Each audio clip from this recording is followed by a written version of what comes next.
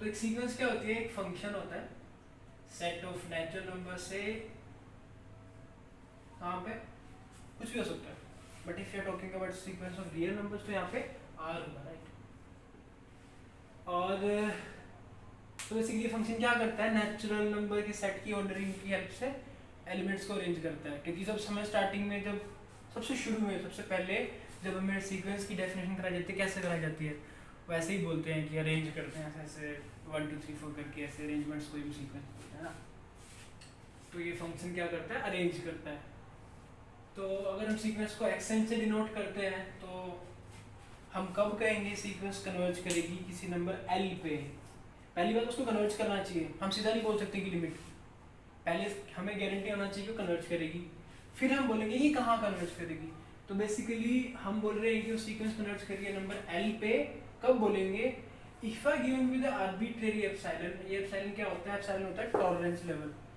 इस एप्सिलॉन की हेल्प से हम कुछ कंडीशन निकालते हैं या फिर कुछ रिस्ट्रिक्शन निकालते हैं, जिस रिस्ट्रिक्शन के तहत हम दिखा पाएंगे या फिर कह पाएंगे कि ये सीक्वेंस ऐसे ऐसे कुछ सेट ऑफ रूल्स को फॉलो करेगी तो वो कन्वर्ज करेगी।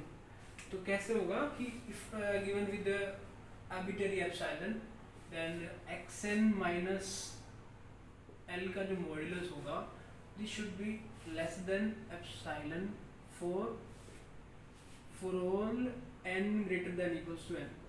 और ये n कहाँ से मिलता है, यही n है जो वैरी करता है, और जो कहाँ से मिलता है, with the help of epsilon. जैसे जैसे एप्सिलॉन चेंज होगा वैसे वैसे ये n चेंज होगा। तो कुछ लोग इसको ऐसे डिनोट करते हैं ब्रैकेट में एप्सिलॉन करके, दैट मींस कि ये एप्सिलॉन पे डिपेंड करना है, राइट। तो I don't want to give an example, but अगर इसको देखें लिमिट को, तो क्वेश्चन आता है दिमाग में कि ऐसे लिमिट क्या है, ये कितनी हो सकती है, कैसे हो सकती है। ये बुक में भी आपने पढ़ा होगा, तो ही पढ़ा होगा ना कि limit of the sequence is unique. तो ऐसे ही आता है, हमें आना चाहिए थोड़ा, मेरे को तो नहीं आता था, अभी आने लगा क्योंकि मैं बार बार पढ़ चुका हूँ। Just joking by the way, हम मान लेते हैं कि सीक्वेंस की 2 लिमिट है, क्योंकि अगर हमें प्रूव करना है कि सीक्वेंस, बाय द वे मैं प्रूव करने, एक खत्म हो चुका है डेफिनेशन यहाँ से। तो मैं क्या चाह रहा हूँ कि मैं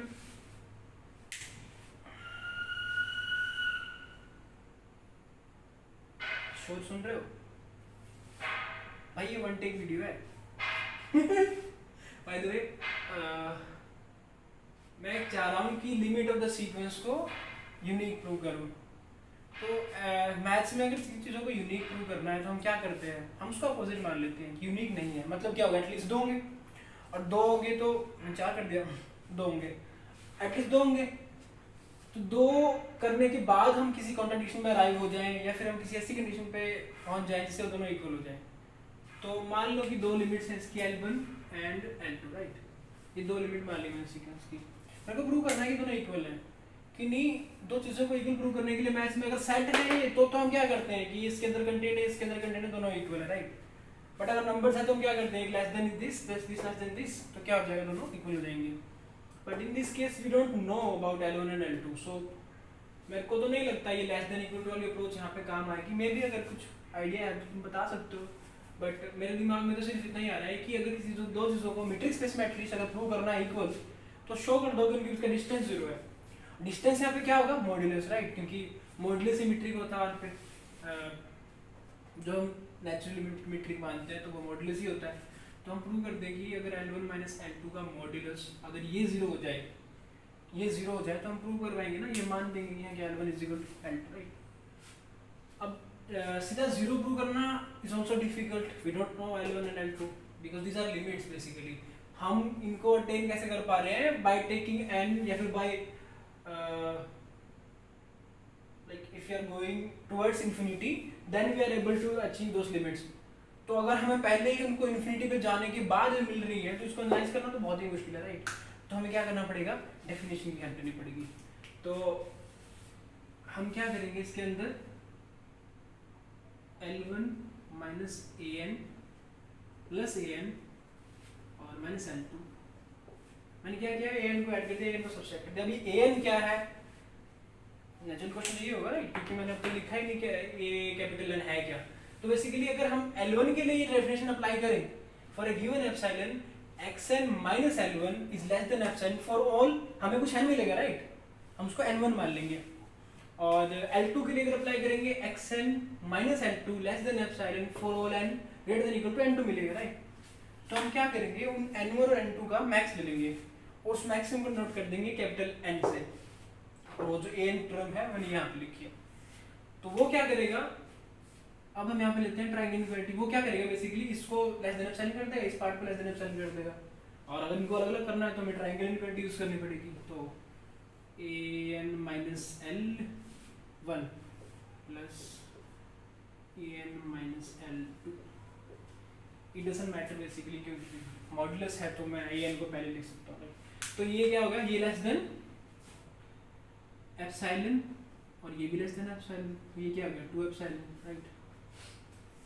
तो क्या हो गया L1 माइनस L2 इक्वल चल रहा है ना, सो दिस इज इक्वल, तो ये इक्वल चल रहा है और हमने प्रूव क्या कर दिया कि ये होगा ऐसे L1 माइनस L2 है ना।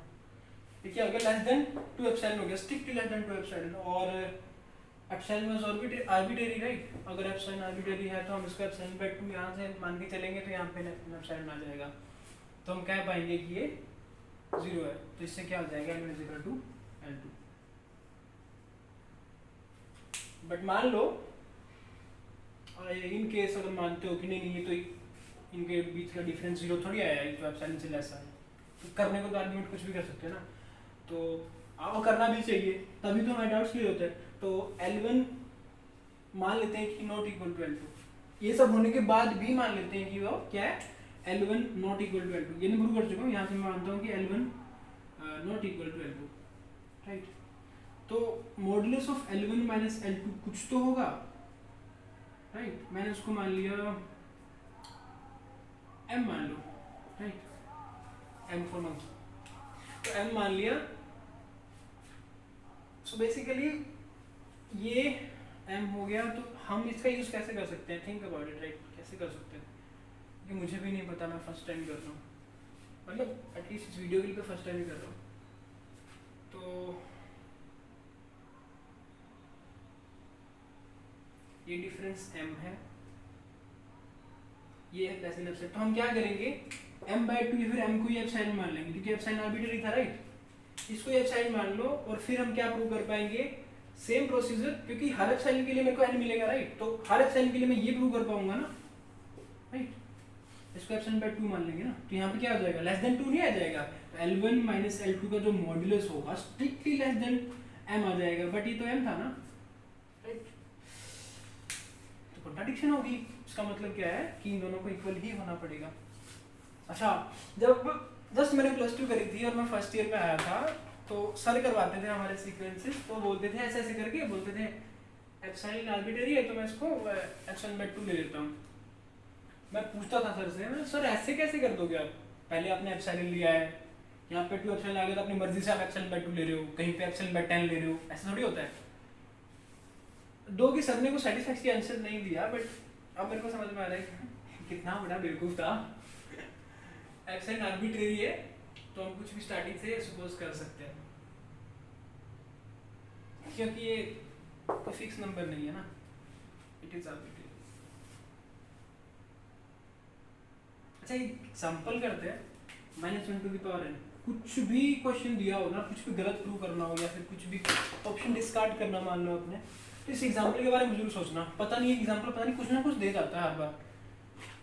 सो इस डेफिनेशन के अकॉर्डिंग, एग्जांपल तो मैं ऐसे ही बोल दिया बट मेरे दिमाग में कुछ हो रहा है अभी, इस डेफिनेशन के अकॉर्डिंग लिमिट या फिर कन्वर्जेंस को हम देखें तो क्या होगा, या फिर लिमिट के बारे में डिस्कस करें एक चीज कि डेफिनेशन से अलग हटके एटलीस्ट दिमाग में फिट भी तो होना चाहिए ना, कि सिर्फ डेफिनेशन थोड़ी काम करनी है, हमें पता तो होना चाहिए कि लिमिट कर क्या रही है।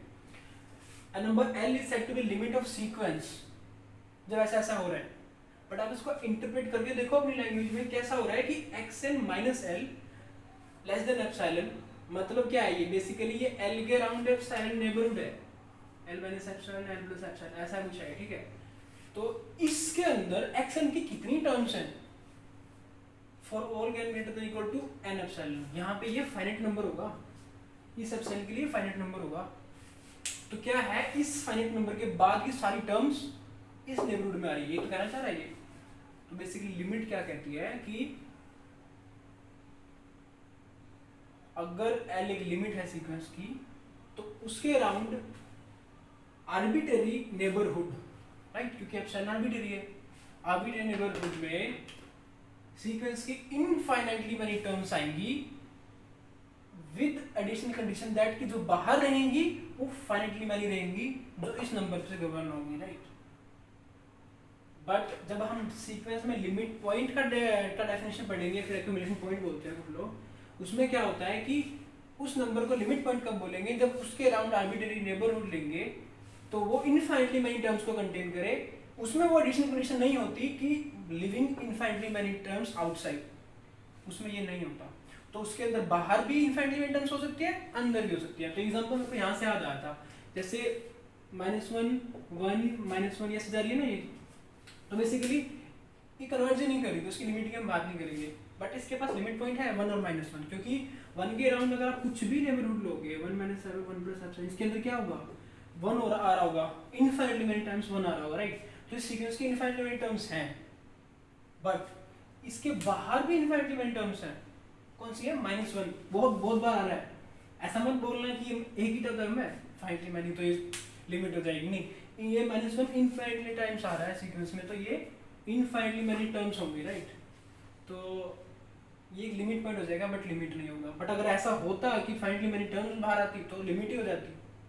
इसके अंदर 2 ही टर्म्स हैं और दोनों के दोनों लिमिट पॉइंट हो जाएंगे, बट लिमिट नहीं होगी, क्योंकि इसके बाहर आर्बिट्रेरी नेबरहुड के बाहर इनफाइनाइटली मेनी टर्म्स आ जाएंगे, राइट। बट आनी चाहिए फाइनाइटली मेनी फॉर लिमिट, ठीक है। बस और तो कुछ है नहीं रहा दिमाग में। Thank you.